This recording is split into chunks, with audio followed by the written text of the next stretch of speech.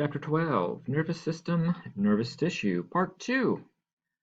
All right, we are now going to classify neurons based on their structure. And there are four main classifications. First off is unipolar. In a unipolar neuron, you have a lot of dendrites at one end, and they fuse together to form an extremely long axon that then, of course, eventually branches off at the other end.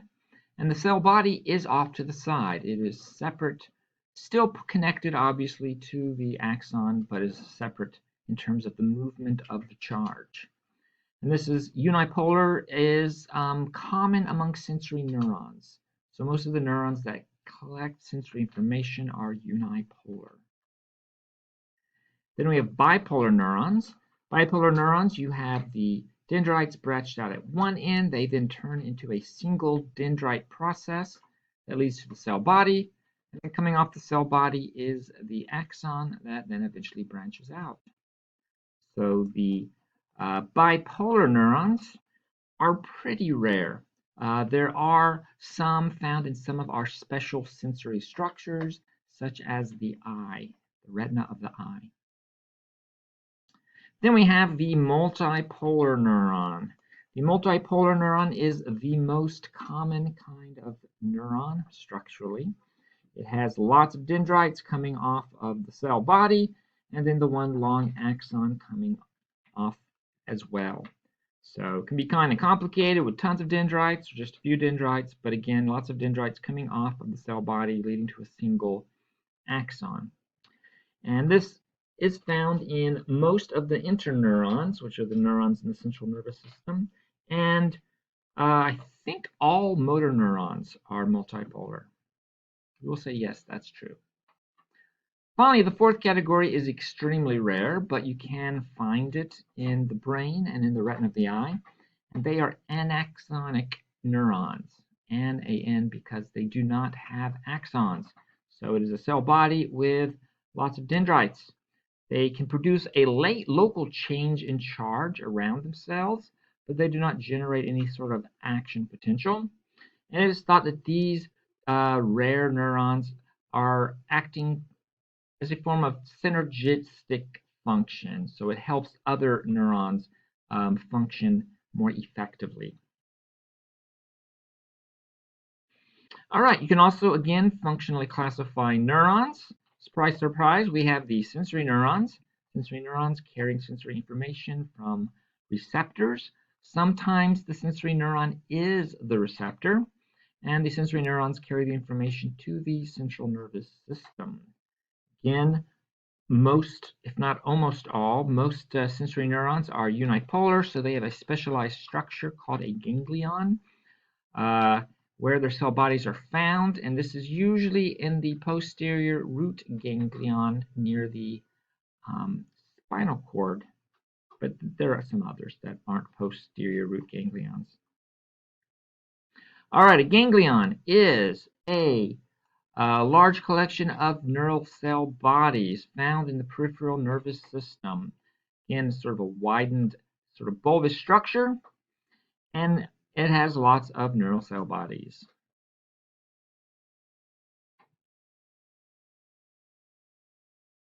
All right, next up is the motor neurons. Motor neurons are the neurons carrying signals from the central nervous system out to structures of the body, or they are synapsed by the motor neuron coming from the central nervous system. So you might have a second motor neuron following the first motor neuron. And they're going to send commands to effectors, muscles, and glands. Motor neurons are all multipolar. I was right. And their cell bodies are found within the central nervous system. If they're the primary or first motor neuron, obviously if they're the second one, then it has to be in a ganglion. And then the interneurons. Interneurons are only found in the central nervous system. The entire interneuron is in the central nervous system. It's receiving information, processing it, storing it, trying to integrate that information to decide how the body should respond to stimuli. Again, these are generally multipolar neurons. And they make up about 99% of all neurons. So almost all neurons are in our central nervous system. All right, the nerve. What is a nerve? Well, it turns out a nerve is a big collection of nerve fibers.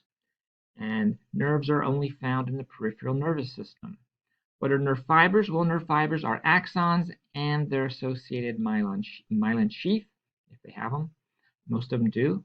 Sometimes they don't. Myelin sheath wraps around the axon, so that would be a nerve fiber right here. Now, in a nerve, all these nerve fibers are wrapped around by a sheet of areolar connective tissue called the endoneurium. So endoneurium is surrounding all of these mini nerve fibers. The nerve fibers are then bundled up into structures called fascicles. So fascicles are large bundles of nerve fibers. They are surrounded by a sheet of dense irregular connective tissue called the perineurium. So many fascicles within one nerve, each surrounded by a perineurium. And then finally, around the entire nerve is a sheet of dense irregular connective tissue called the epineurium. So epineurium surrounds the entire nerve, filled with lots of fascicles and blood vessels.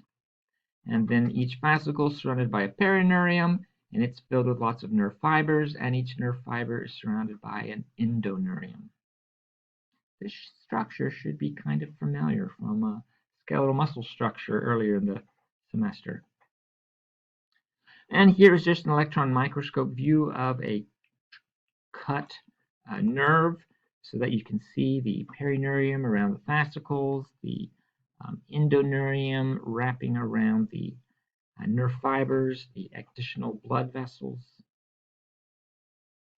All right, you can classify neurons in a few different ways. One way is structurally. Structural classification is, does it come off of the brain or the spinal cord? We have 12 pairs of cranial nerves that come off the brain. They are the cranial nerves. We have 31 pairs of spinal nerves that come off the spinal cord. The other option is to functionally classify the nerves. Nerves can be functionally classified into 3 categories. You have the sensory nerves. Sensory nerves only carry sensory neurons, so they're only bringing information to the central nervous system. Example of this would be the optic nerves. Optic nerves carrying the visual input to the brain. Second category is motor nerves.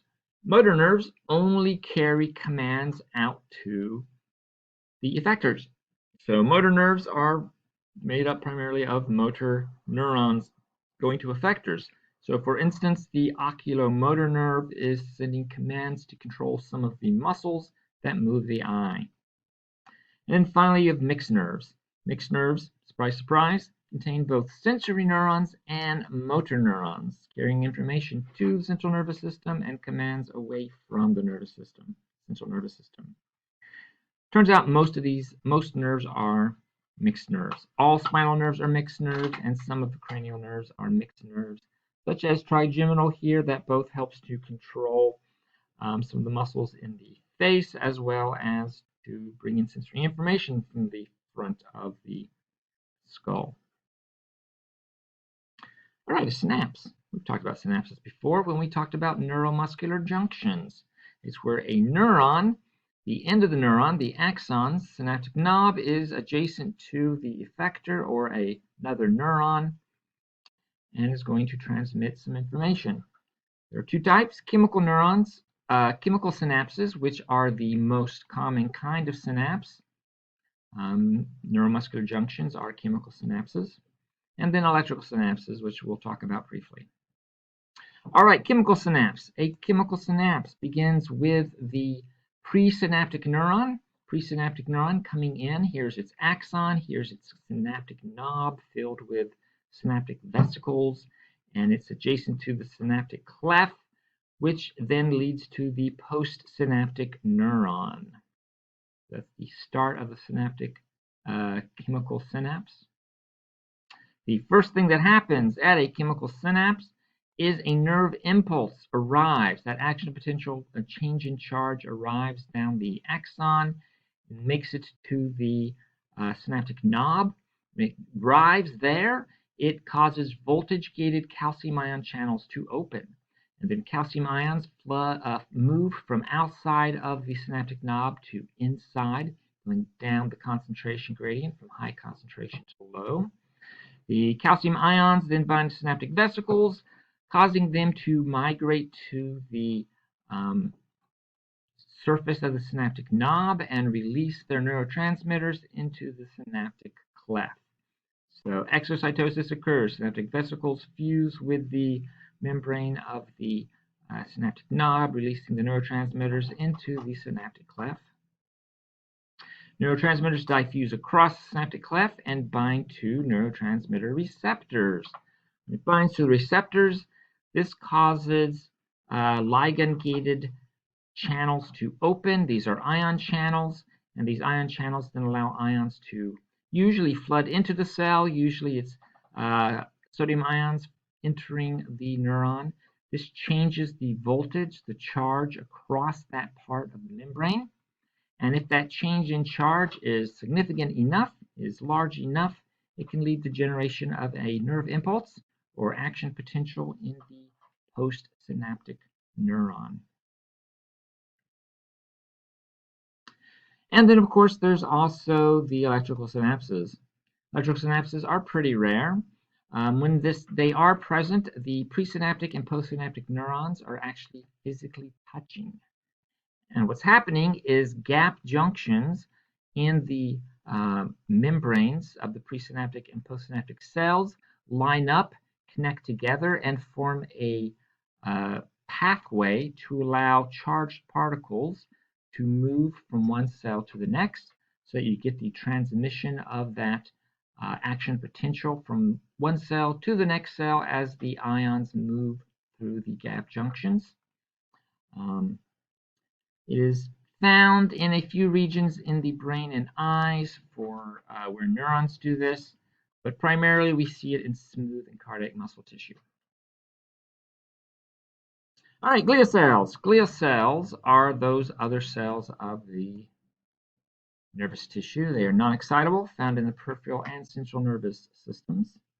They are small, much more numerous, and capable of mitosis. They can divide. So all these little bitty dark spots are nuclei for different types of glial cells. Turns out in the central nervous system, there are 4 kinds of glial cells: oligodendrocytes, microglial cells, astrocytes, and epidermal cells. And this will stop this